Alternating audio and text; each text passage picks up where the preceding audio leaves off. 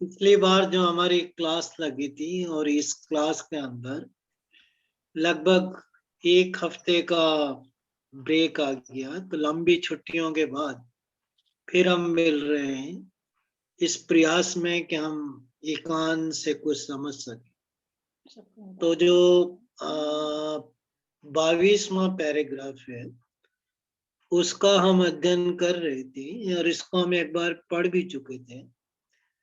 यहाँ इस पैराग्राफ के अंदर जो कहा गया है आपको पहले भी बताया था, इसके पीछे जितने भी इब्राहिमिक रिलीजन हैं उनकी एक कहानी है जिसका रेफरेंस बहाउल्लाह यहाँ पे दे रहे हैं।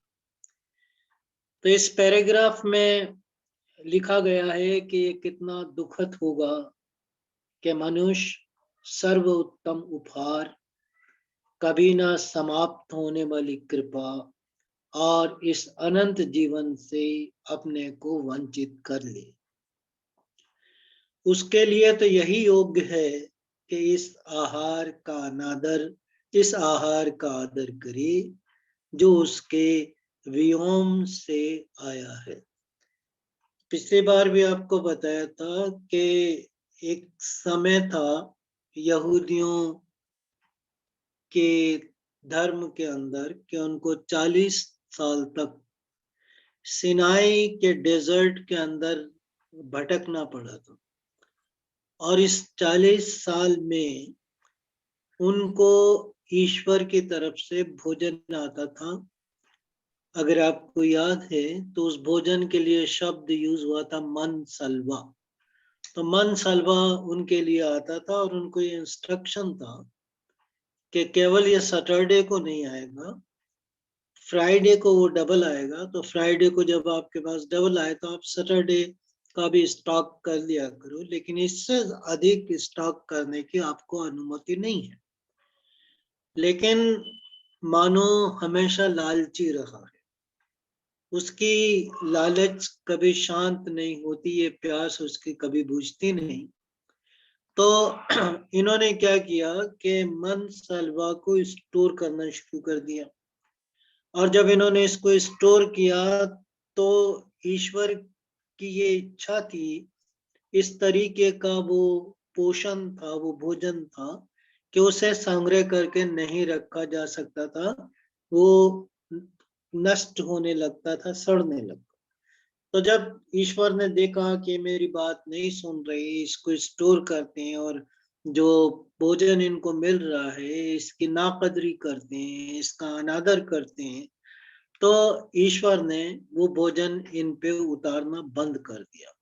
तो बहाउल्लाह यहाँ पे उसी घटना का रेफरेंस दे रहे।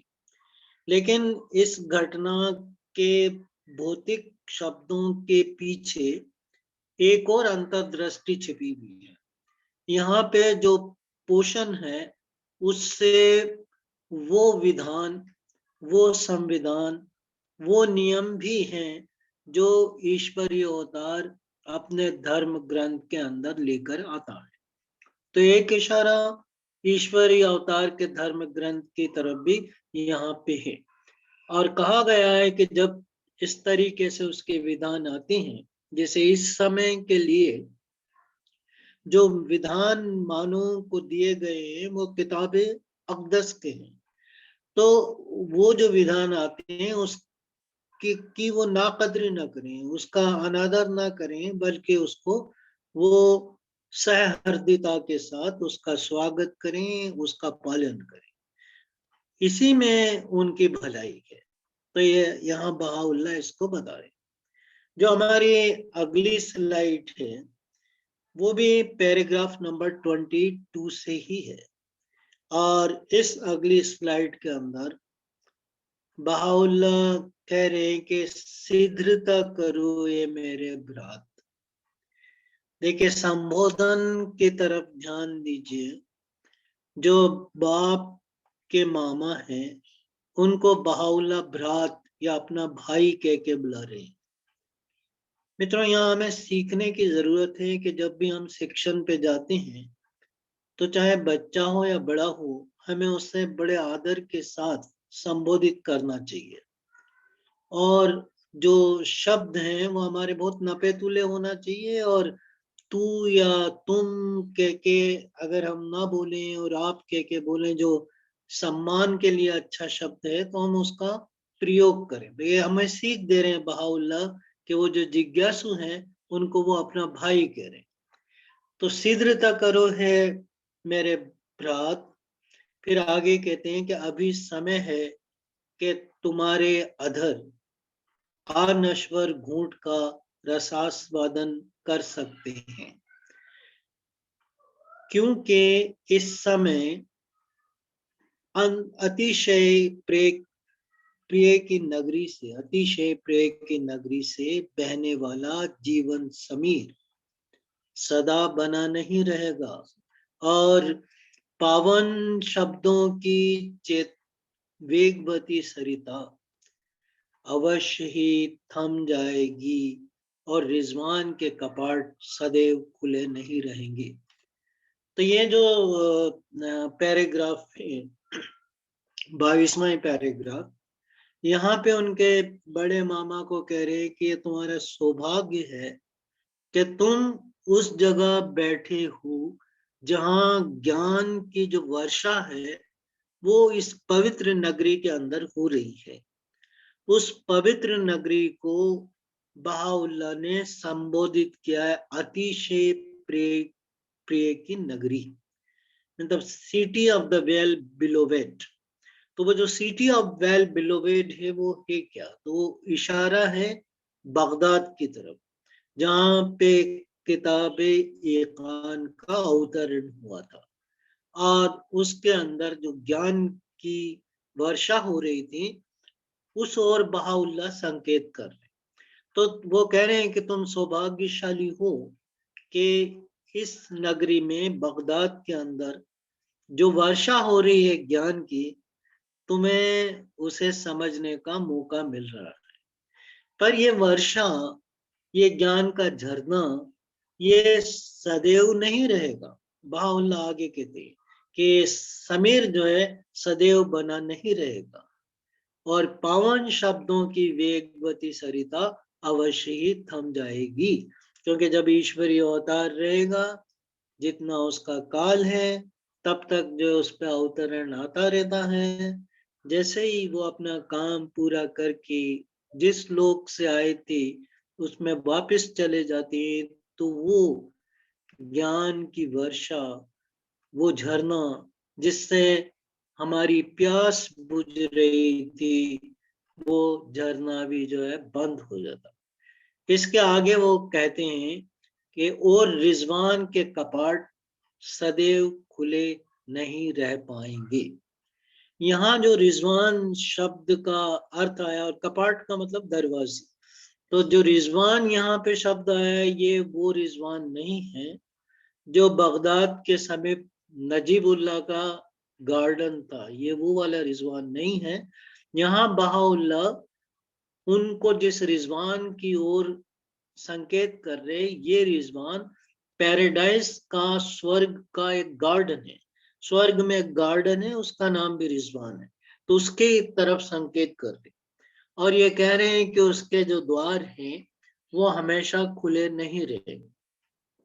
अब द्वार खुले रहने का जो संकेत है वो कुरान शरीफ के अंदर भी है, और उसमें ये कहा गया है कि जब उपवास के दिन आते हैं तो ईश्वर इस रिजवान गार्डन के जो स्वर्ग है उसके कपाट खोल देता है, और जो नर्क है उसके कपाट बंद कर देता है।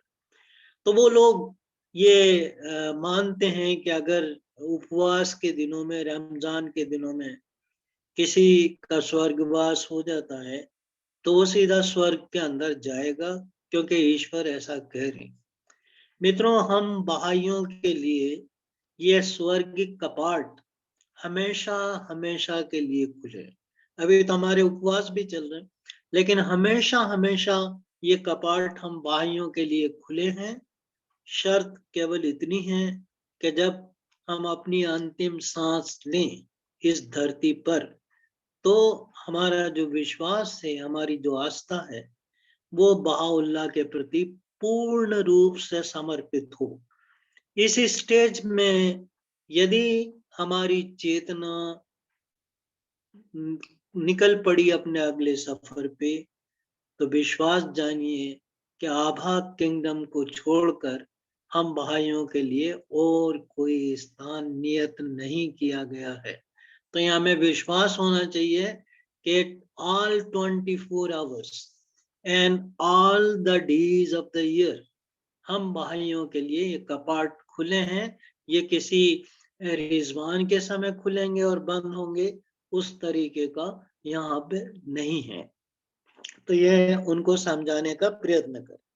फिर जो अगली स्लाइड है तीसरे नंबर की, वो एक बड़ा पैराग्राफ है और ये जो बड़ा पैराग्राफ है, ये जो बाइबिल, खासकर जो न्यू टेस्टामेंट है, उसकी जो 4 पुस्तकें हैं, मैथ्यू, आपको पहले भी नाम बताया था, मैथ्यू, उसके बाद मार्क, उसके बाद लूका और उसके बाद यूहन्ना या जॉन। तो ये 4 पुस्तकें हैं। यहाँ पे मैथ्यू का रेफरेंस बहाउल्लाह दे रहे हैं। बाइबिल के अंदर बहुत सारी जगह जीसस ने अपने वापस लौटने की ओर संकेत दिया है। जब आप इसका अध्ययन करेंगे, इस पहली पुस्तक का, गॉस्पेल की या इंजील की पहली पुस्तक का आप अध्ययन करेंगे, तो आप देखेंगे कि अकेले इस पहली पुस्तक के अंदर, यानी मैथ्यू के अंदर, लगभग 28 टाइम्स जीसस ने अलग अलग शब्दों के अंदर अपने पुनरागमन का वर्णन किया। तो उसमें से बहाउल्लाह ने जिसको लिया है, जिस मैथ्यू को, ये मैथ्यू का जो चैप्टर है वो 24 नंबर का चैप्टर है और उसकी जो वर्स है वो 29, 30 और 31, 3 वर्सेस को बहाउल्लाह ने यहाँ पे कोट किया। मित्रों, यहाँ एक बात फिर सोचने की है और उसको हमें ध्यान में रखना चाहिए कि हमारे अपने धर्म ग्रंथ को जानने के लिए, हमारे अपने धर्म की समझ बढ़ाने के लिए, हमें अपने से जो पूर्ववर्ती धर्म है उसके बारे में भी जानना चाहिए। एक नहीं, उससे आगे के भी जो धर्म है, जितना आप खोज सकें, जितना आप प्रयास करें, वेदों से लेके के कुरान तक, इनका थोड़ा थोड़ा जो नॉलेज है एक बहाई को होना चाहिए, क्योंकि उसी से हम जो है अपने धर्म को समझ पाए। कुरान को समझना हो तो बिना बहाई फेथ को जाने हुए बड़े सा बड़ा जो मुस्लिम उलमा, वो कुरान के निहित अर्थ को कदापि नहीं समझ पाए। तो एक मुस्लिम उलमा को जब तक बहाई फेथ के बारे में पता ना हो, उसने उसकी खोज ना की हो, तब तक कुरान को समझने में बाधाएं आती रहेंगी। और इसी तरीके से जब बहाउल्लाह कुरानिक वर्सेस का रेफरेंस देते हैं, तो हमें कुरान का निहित अर्थ जानना चाहिए बहाई को, ताकि बहाउल्लाह जहाँ संदर्भ देते हैं हम उसको समझ सकें। मित्रों, ये पहला पैराग्राफ है किताब इकान का, 23वां नंबर का पैराग्राफ, जिसमें उन्होंने गॉस्पेल या इंजील या न्यू टेस्टामेंट का संदर्भ दिया। इससे पहले के जितने भी पैराग्राफ थे उसमें कुरानिक संदर्भ दिए। ये पहला पैराग्राफ है जिसमें मैथ्यू का संदर्भ बहाउल्लाह दे रहे, और ऐसा मानते हैं कि ये जो पैराग्राफ है 23 नंबर का पैराग्राफ, ये किताब इकान के पहले भाग, उसके पार्ट 1 को समझने के लिए कुंजी की तरह काम करता। तो बहुत ही इंपॉर्टेंट पैराग्राफ है, लंबा है, और मैं अनुज या स्नेहा जो भी सहायता कर सकते हैं, उनसे रिक्वेस्ट करूंगा कि इसको धीरे धीरे पढ़ें ताकि हम इसको समझने का प्रयास करें, क्योंकि ये हमारी आगे की भूमिका बनाता है। जी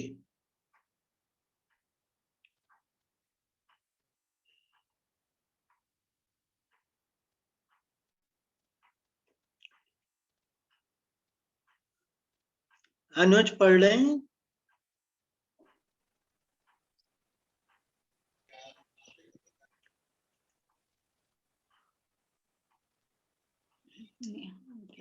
मैं पढ़ूंगा अंकल? हाँ जी हाँ, पढ़ दीजिए, जो भी जिनको स्पष्ट दिख रहा पढ़ दीजिए।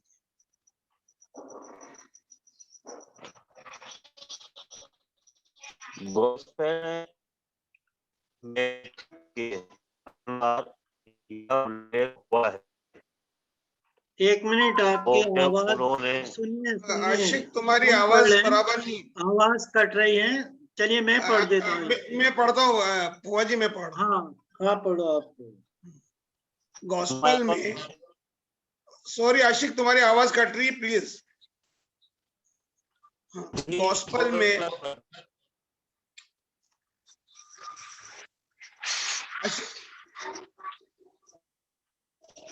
दोनों आशिक हैं। हाँ वो क्या, मैं पढ़ रहा चलो हूँ अनुज, एक को ब्लॉक कर दो, एक आशिक को पढ़ने दो, नहीं तो मैं पढ़ देता हूँ इनको दोनों।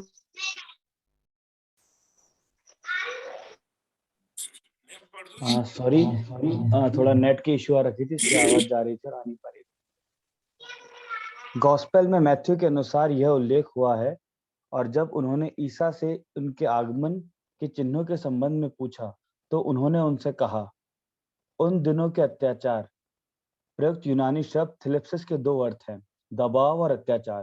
के तुरंत बाद सूर्य अंधकार में हो जाएगा और चंद्रमा अपना प्रकाश नहीं देगा, और तारे आकाश से गिर जाएंगे और पृथ्वी की शक्तियां प्रकंपित हो जाएंगी, और तब आसमान में मनुष्य के पुत्र का चिन्ह प्रकट होगा, और पृथ्वी की सभी जातियां विलाप करेंगी, और वे मनुष्य के पुत्र को आकाश के मेघों से शक्ति और महान भव्यता के साथ आते हुए देखेंगे।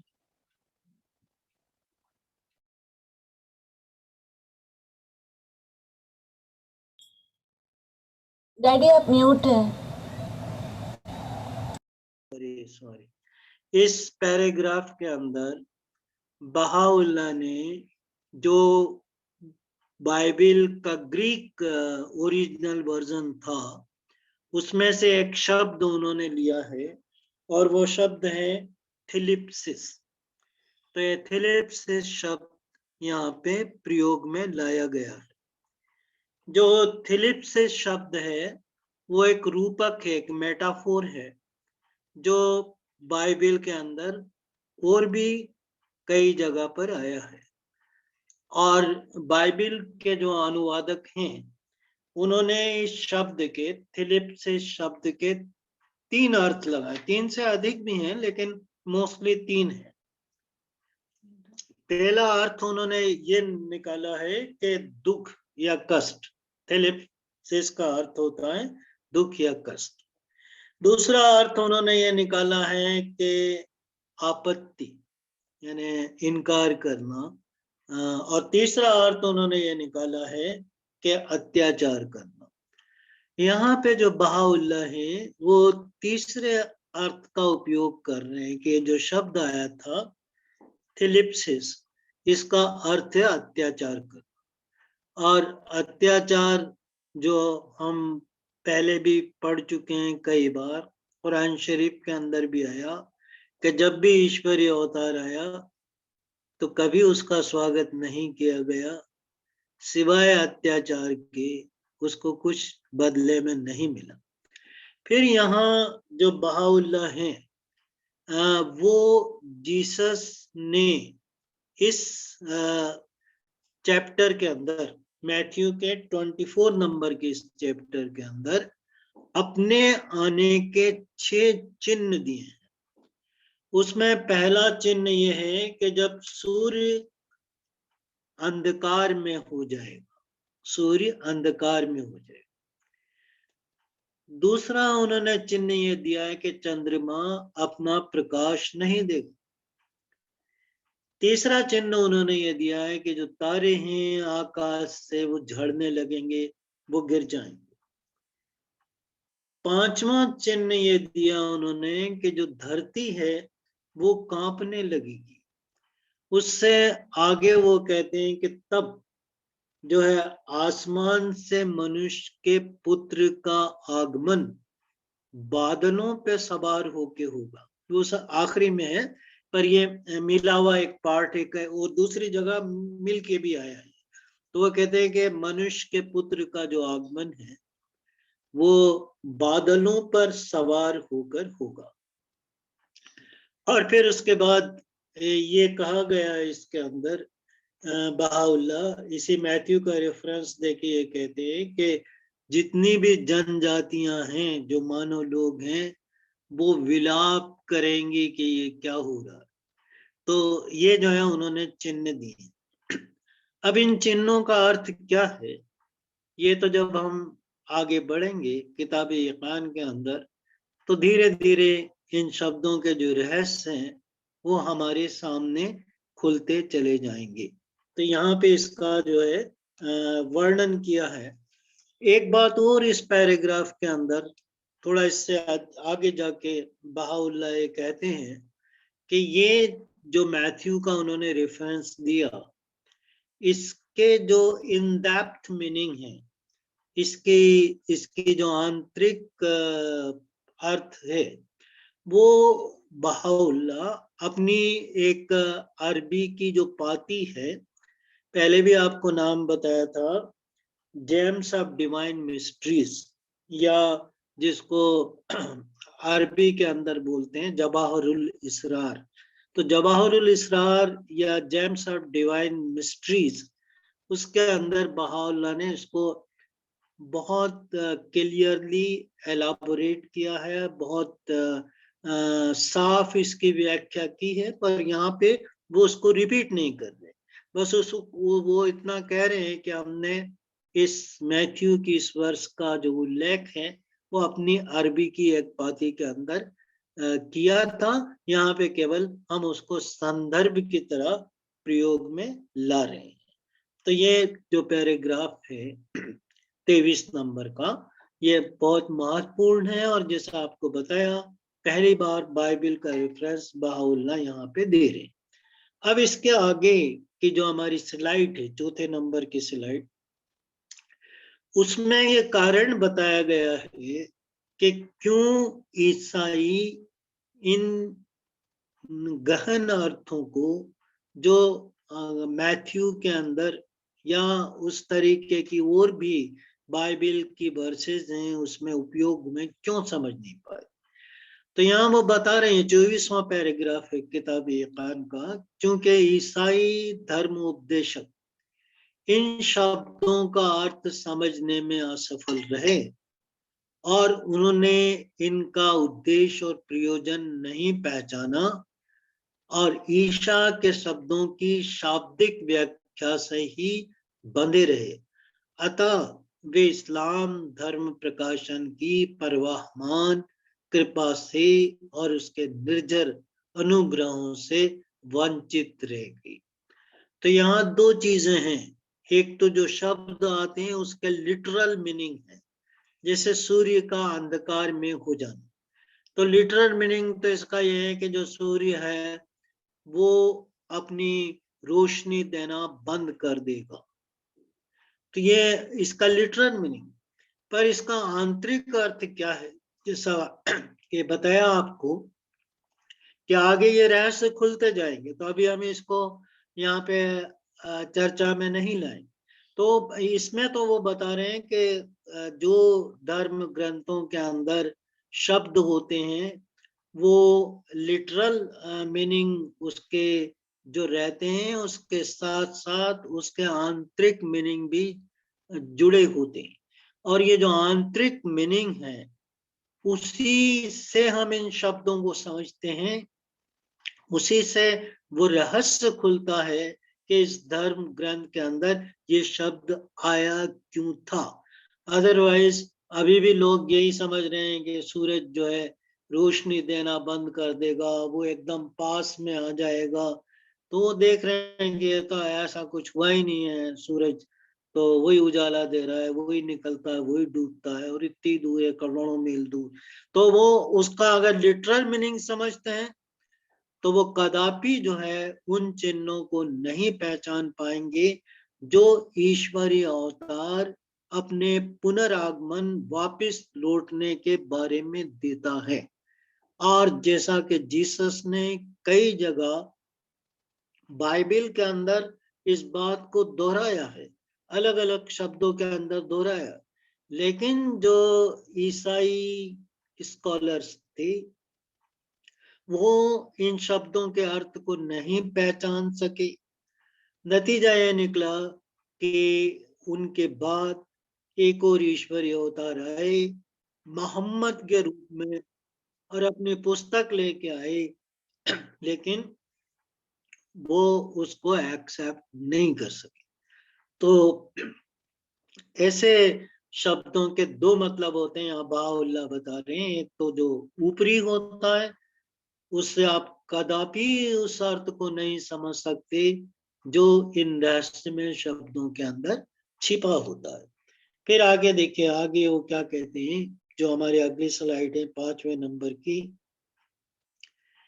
कि जब समझने से वंचित रह गए तो इस प्रकार, 5वीं जो स्लाइड है हमारी, तो इस प्रकार युग बीत गए और सदियां व्यतीत हो गई। अनुज 5वीं स्लाइड प्लीज। युग बीत गए, इस प्रकार युग बीत गए और सदियां व्यतीत हो गई और वो अत्यंत विशुद्ध आत्मा अपनी प्राचीन सर्वोच्चता के विश्राम स्थल को वापस जा चुकी। तो जब ये इसको नहीं पहचानते तो ये नहीं है कि कुछ ही समय का ये उनका इंतजार होता है, ये प्रतीक्षा बहुत लंबी चलती है। 3000 साल हो गए जब जो यहूदी हैं वो बाहुल्लाह को नहीं पहचान सकते। 2000 साल से ऊपर हो गई जब ईसाई बाहुल्लाह का अभी भी प्रतीक्षा कर। 1200 साल से ऊपर हो गया, अब तो 1400 साल होने आ रहे हैं, उससे भी क्रॉस करके। तो जो मुस्लिम्स हैं वो बाहुल्लाह को नहीं पहचान सकते। उसके पूर्व की धर्म की बात करें तो हजारों साल बीत गए, लेकिन जो ईश्वरीय अवतार नया आया उनके समय का, उनके युग का, युग अवतार के रूप में, बाहुल्लाह के रूप में, उसको जो है वो नहीं पहचान सके। वो कुछ समय तक रहा, अपना काम उसने पूरा किया और उसको वो वापस वहां पे लौट गया जहां से ईश्वर के लोग से उसको भेजा गया था। तो ये हमेशा इंतजार जो है होता ही रहता है। फिर आगे देखिए, जो हमारा अगला प्रोजेक्शन है, ये चीजें कब हमारी आशाओं का लक्ष्य, ये चीजें कब हमारी आशाओं का लक्ष्य कब प्रकट होगा, जब हम उसके धर्म की विजय के लिए उठ खड़े हों, जब हम उसके निमित्त अपनी समस्त संपदा निछावर कर दें। सोचते ये हैं कि वो मसीहा कब आएगा जिस पे हम अपनी धन संपदा नष्ट कर दें, न केवल वो बल्कि अपनी जान की आहुति भी दे दें और उसकी सहायता के लिए उठ खड़े हों। पर होता बिल्कुल इससे उल्टा है, क्योंकि हम समझ नहीं पाते उस ईश्वरीय अवतार और उसकी शक्ति को, और हम ये समझते हैं कि तो दुर्बल एक आम सा आदमी है, हमारी तरह खाता पीता और बाजारों में चलता है, ये कैसे ईश्वरीय अवतार हो सकता है? इसको तो बादलों पे सवार होके आना चाहिए था। इसके साथ तो जो है जो फरिश्ते थे, देवदूत, उनका जो है एक फौज होना चाहिए थी इसके साथ। इसको तो पूरे दुनिया पे साम्राज्य करना चाहिए था। यही तो प्रश्न थे ना उनके बाप के, बड़े मामा के, कि वो अपने भांजे को नहीं समझ पा रहे थे। तो वो कह रहे कि इसी संघर्ष में लोग रहते हैं। वो ईश्वरीय अवतार आता है, अपने गंतव्य की तरफ लौट जाता है और ये इंतजार करते हुए युग और सदियां जो है बीत जाती हैं। अगली स्लाइड के अंदर हम ये देखेंगे, एक ये जो जो सबसे बड़ी अड़चन है, ये हर धर्म के अंदर ये अड़चन आई है, वो ये है कि यहाँ पे कोट कर रहे हैं बहाउल्लाह, दूसरी बार है जब बहाउल्लाह ने इस पैराग्राफ के अंदर, ये पैराग्राफ नंबर 25 की पंक्तियां दूसरी बार बहाउल्लाह जो है बाइबल से कोट कर रहे हैं। और इस बार जो बहाउल्लाह कोट कर रहे हैं वो लूका नाम की जो इंजील की पुस्तक है, दूसरी पुस्तक, उसकी 21वें चैप्टर की 23 नंबर की ये वर्ष है। और यहाँ पे बहाउल्लाह उस आयत को, उस वर्ष को कोट करते हुए कहते हैं बाइबल से कि आकाश और पृथ्वी समाप्त हो जाएंगे लेकिन मेरे शब्द कभी समाप्त नहीं होंगे। ये गलत फहमी हर धर्म के अंदर है कि हमारा धर्म जो है वो फाइनल है, अब इसके बाद कोई गुंजाइश नहीं बचती कि एक नया धर्म आए। कुरान शरीफ बहुत साफ लिखता है कि क्या ये समझते हैं कि उन्होंने ईश्वर के हाथ बांध के रख दिए? क्या ये उनके बस की बात है? क्या उसकी जो कृपा है, उसकी जो दयालुता है, उसके जो ज्ञान की वर्षा है, युगों के अंदर जो परिवर्तन आते हैं और उस परिवर्तन के अनुसार जब धर्म को उन्नति करना होता है, जब धर्म प्रोग्रेसिव होता है, तो क्या वो ये समझ के बैठ गए कि हमारा ही धर्म है, इसके बाद कोई धर्म नहीं आएगा? तो ये गलत फहमी हर धर्म के अंदर है। ईसाइयों के अंदर भी ये गलत फहमी थी। जो हमारे मुस्लिम भाई हैं वो भी एक इस तरीके की आयत लेके बैठ गए, नद्दीन इस्लाम, के ईश्वर की दृष्टि में अगर कोई धर्म है तो वो इस्लाम ही है।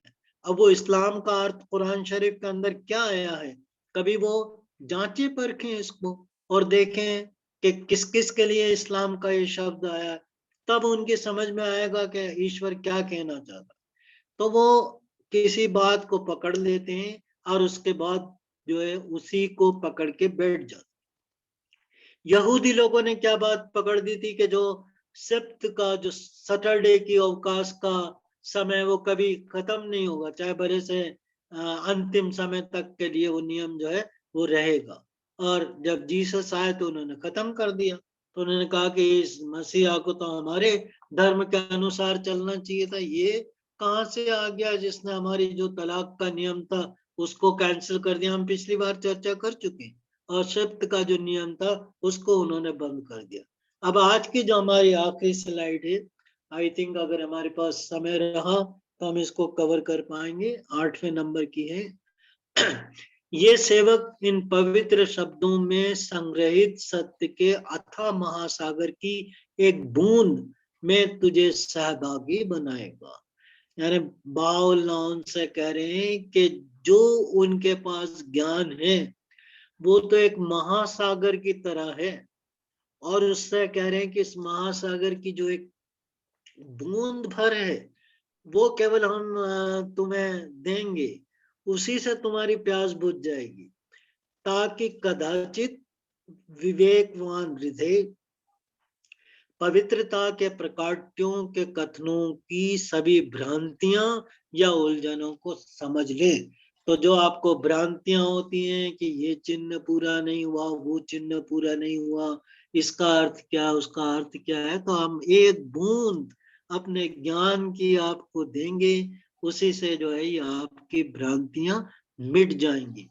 ये इसको हम इस उदाहरण से समझ सकते हैं कि एक महासागर है और एक व्यक्ति पनडुब्बी में बैठकर उसकी गहराई में उतरता है।